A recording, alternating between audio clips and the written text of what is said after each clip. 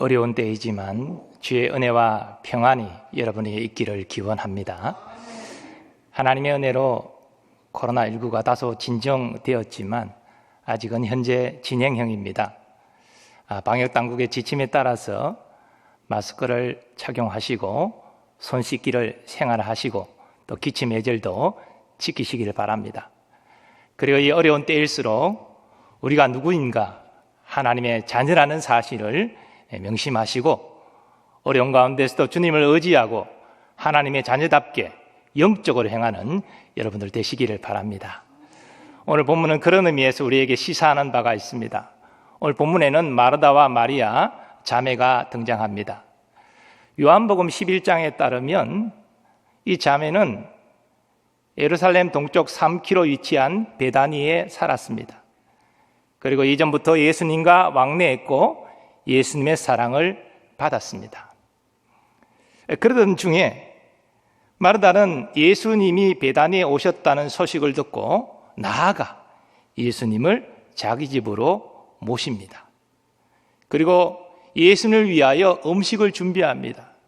당시 예수님은 따르는 12제자가 있었기 때문에 그 많은 음식을 준비하는데 마음이 분주해졌습니다.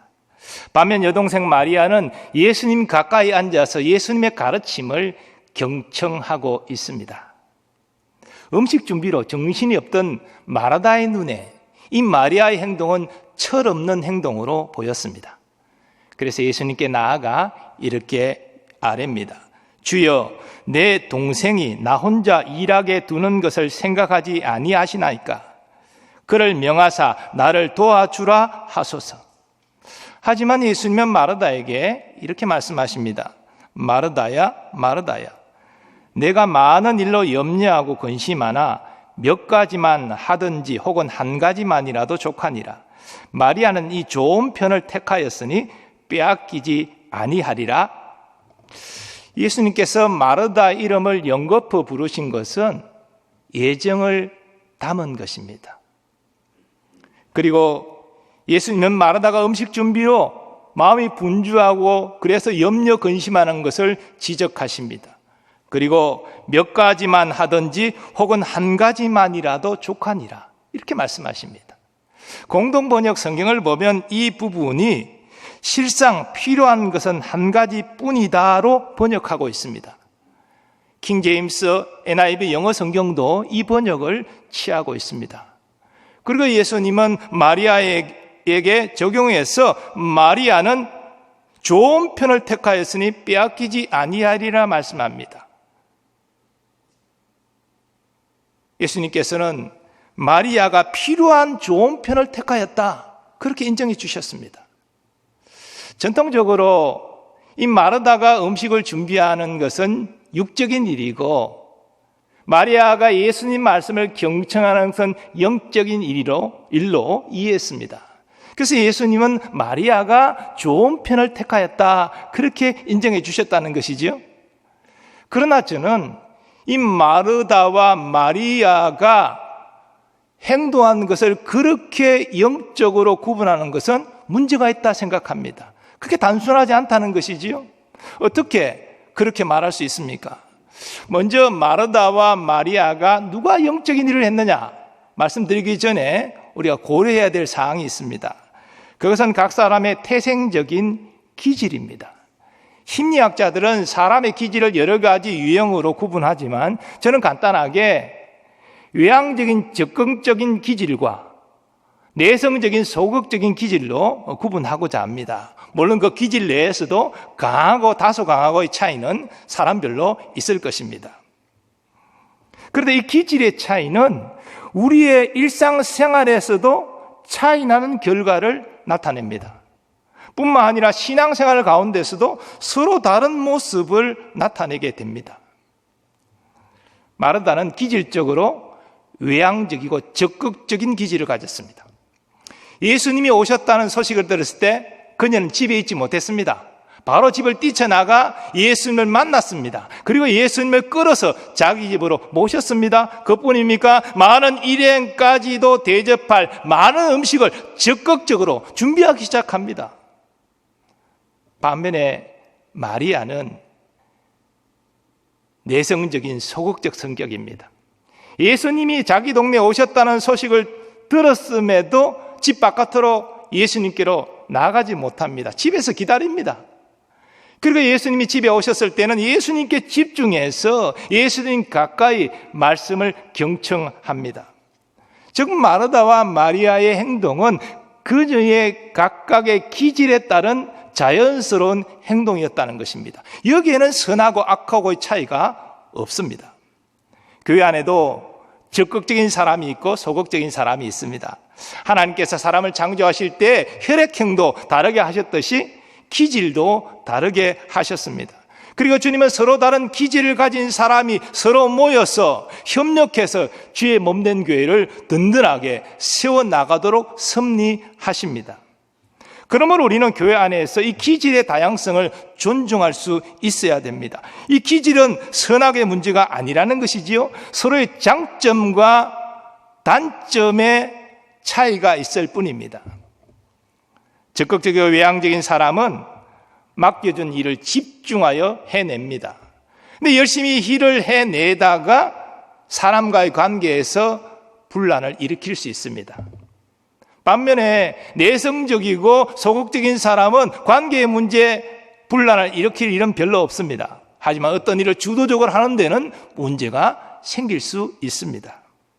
여기에 대해 교회 안에는 서로 다른 은사를 받은 사람들이 있습니다.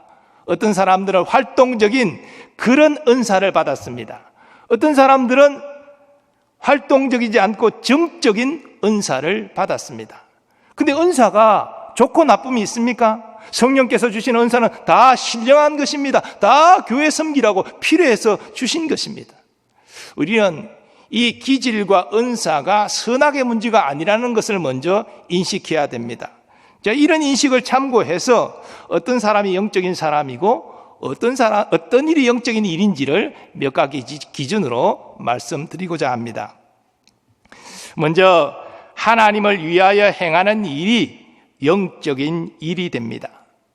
영적인 일은 음식을 준비하는 것, 말씀을 경청하는 것, 이런 행위로 구분할 수 없습니다.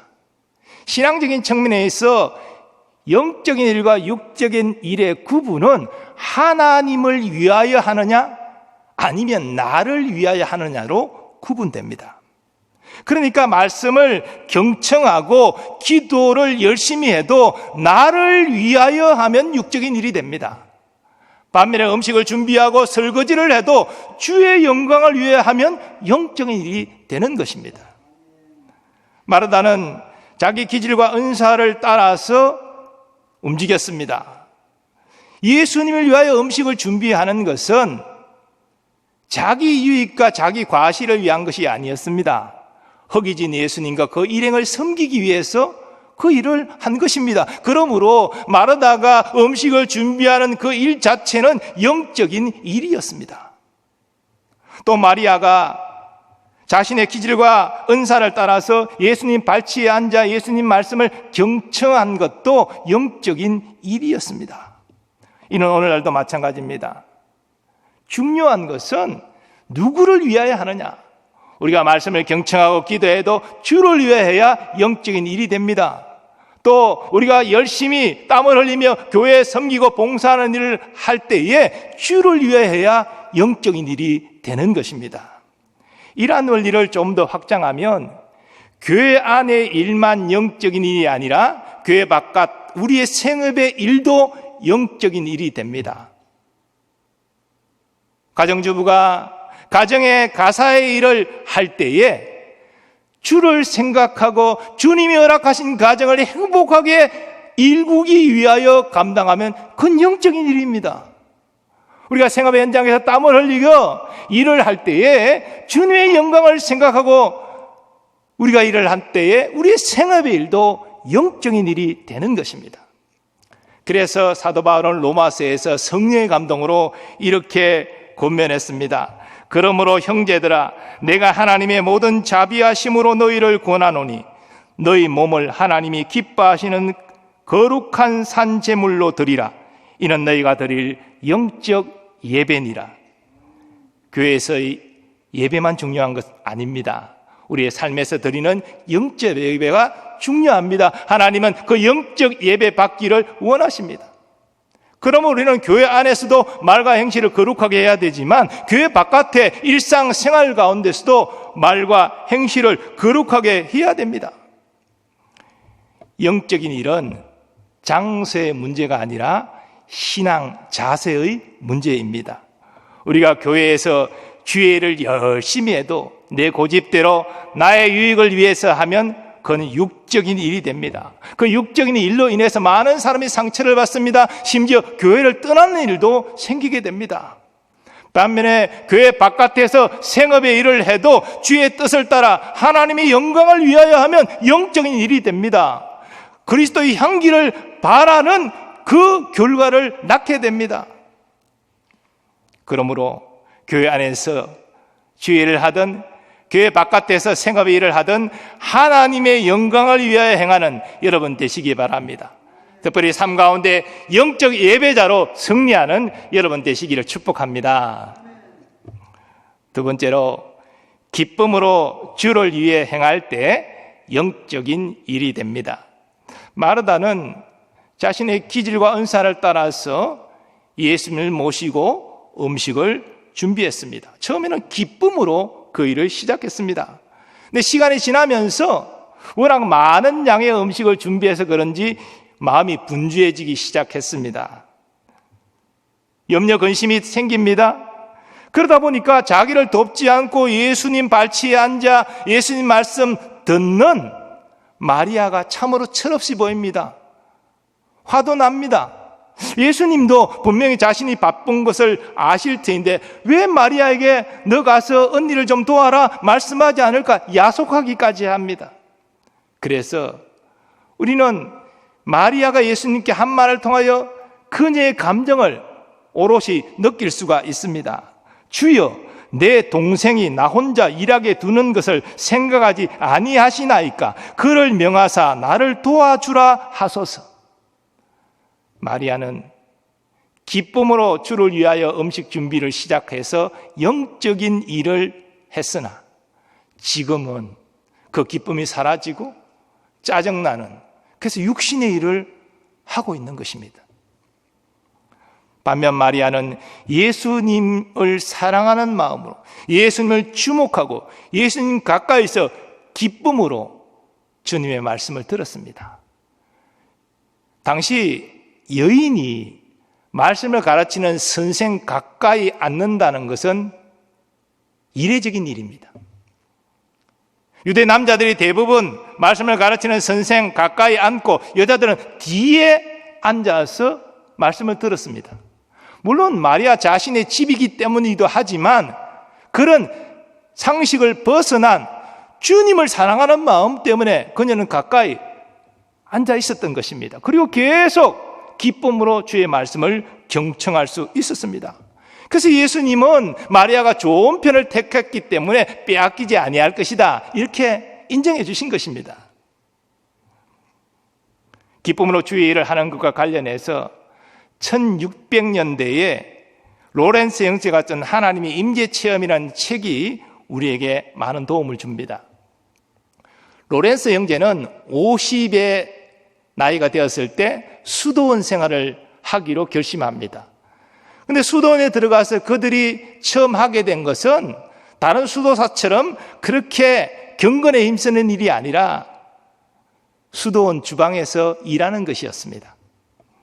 하지만 로렌스 형제는 이것이 하나님이 주신 일로 생각하고 그 일을 기쁨으로 감당했습니다. 그래서 그들은 주방 안에서도 하나님의 놀라운 임재를 체험할 수 있었습니다. 이것이 의미하는 바가 무엇입니까? 우리가 말씀을 경청하고 기도할 때만 하나님을 만날 수 있는 것이 아닙니다. 우리가 음식을 준비하고 설거지할 때에도 주차 봉사할 때에도 얼마든지 하나님의 강력한 임재를 경험할 수 있다는 것입니다. 무슨 일이든지 주를 위해서 감당하시고 기쁨으로 감당하시기 바랍니다. 그래서 하나님의 임재를 뜨겁게 체험하는 영적인 삶을 누리는 여러분 되시기를 축원합니다. 세 번째로, 하나님께서 지금 원하시는 일을 감당할 때 영적인 일이 됩니다. 우리가 주님을 섬길 때에 기질을 따라 행하지만 그 기질이 우선이 될 수 없습니다. 또 우리가 주님을 위하여 뭔가를 해드리고 싶은 마음이 일어나는 것 사실이지만 우리의 마음 자체가 가장 중요한 것은 아닙니다. 가장 중요한 것은 주님이 지금 내게 무엇을 원하시느냐, 이것입니다. 이것이 영적 생활의 핵심입니다. 마르다는 예수님과 그 일행을 자기 집으로 초청해서 자기 기질과 은사, 자기가 하고 싶은 일을 했습니다. 음식 준비하여 대접하는 것입니다. 근데 마르다는 예수님이 지금 무엇을 원하시는지 이것에는 별 관심이 없었습니다. 이렇게 자기 생각에 사로잡혀 마음이 분주하다 보니까 짜증이 납니다. 동생을 원망하는 마음이 생깁니다. 예수님이 야속하기까지 합니다. 이런 마음은 결코 예수님을 기쁘시게 할 수 없는 것이었습니다. 제가 담임 목사로서 많은 부흥 강사를 초청하게 되는데요. 부흥 강사를 초청하면 성도들이 음식 대접을 하게 되지 않습니까?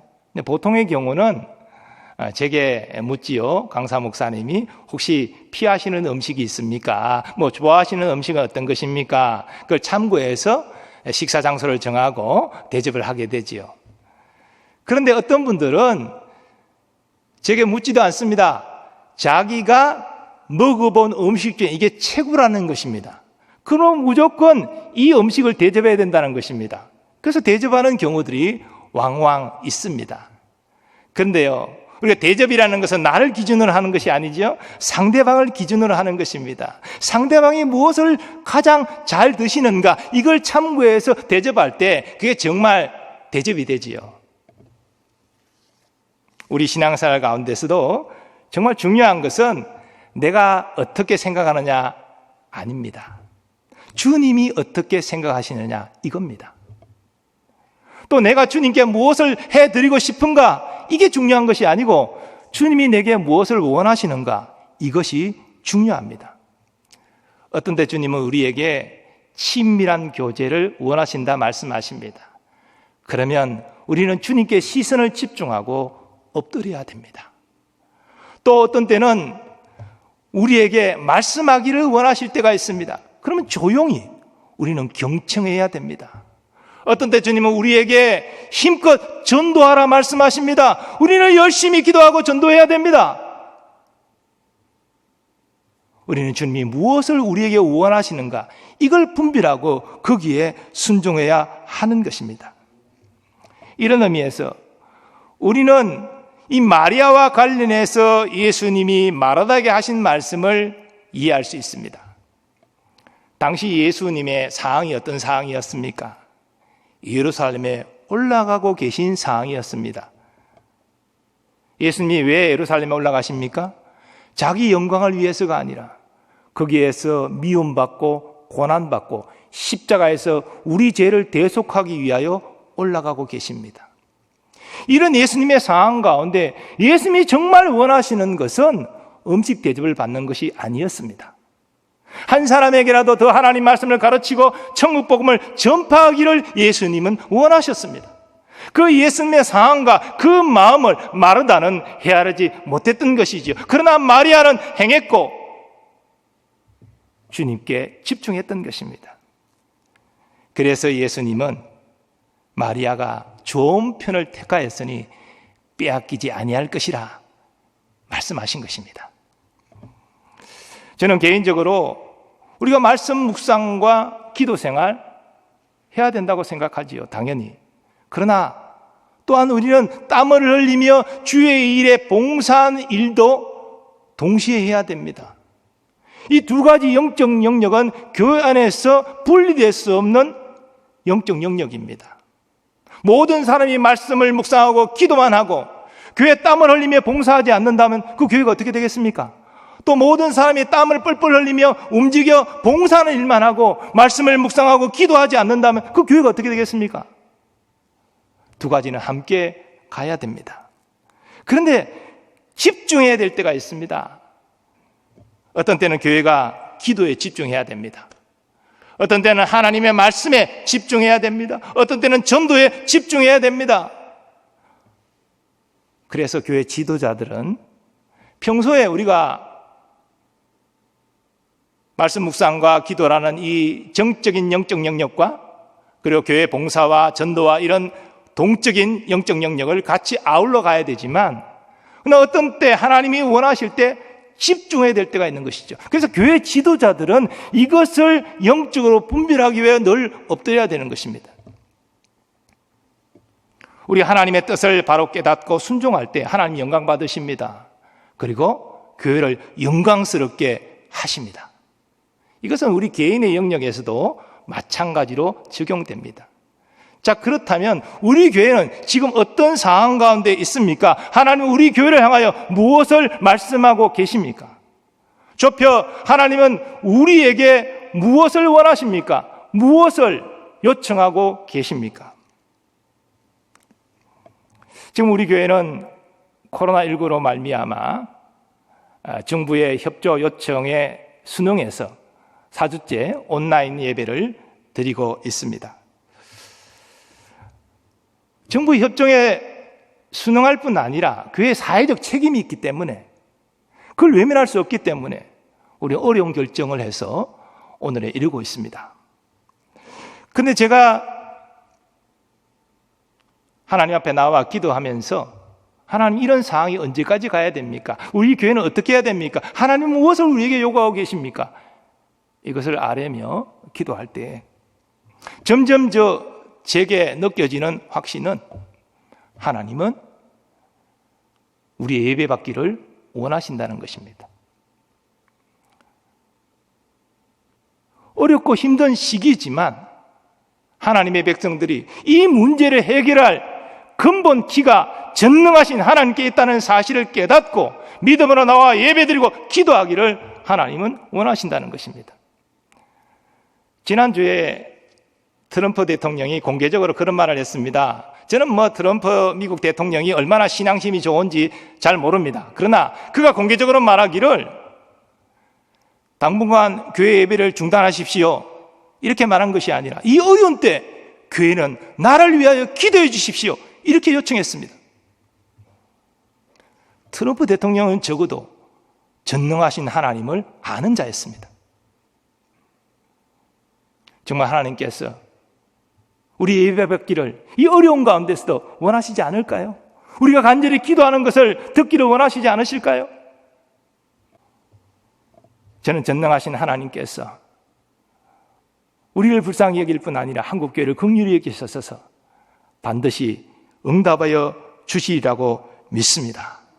그리고 바로 그것이 우리 교회와 우리를 향한 하나님의 뜻이라고 생각합니다.